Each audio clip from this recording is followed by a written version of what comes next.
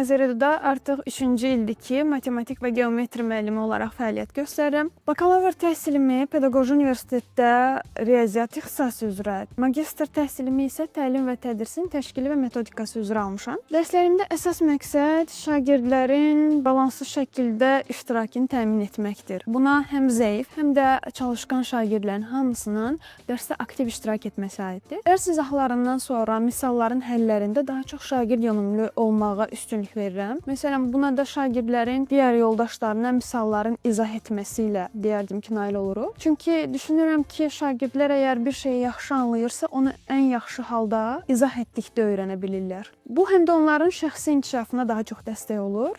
Mən bunu müqayisəli şəkildə izah etmək istəyirəm. Çünki uşaqlar matematik dərslərinə bir qədər üstünlük verirlər. Çünki matematik dərslərində mövzuların sayı geometriyə nisbətən 2 dəfə azdır. Amma sual sayı isə 30 olduğuna görə uşaqlar texniki cəhətdən götürdükdə bunu daha əlverişli və səmərəli hesab edirlər. Ona görə üstünlüyü matematikə verirlər. Düzdür, bunu etmək lazımdır. Lakin geometrinin rolunu unutmamaq lazımdır.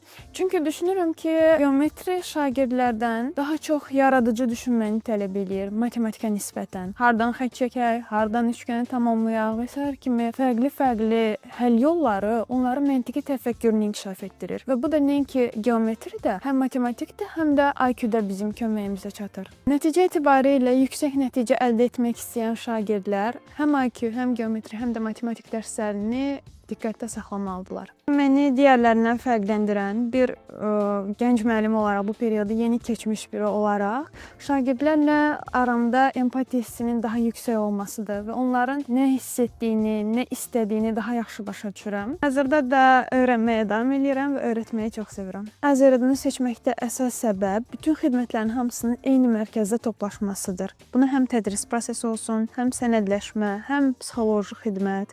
Bununla yanaşı uşaqların asudə vaxtlarını keçirmələri üçün rahat atmosfer olması, gərək kitabxana, gərəksə meydançalarımız, oyun meydançalarının olması bunu seçməkdə ən böyük səbəb olmalıdır.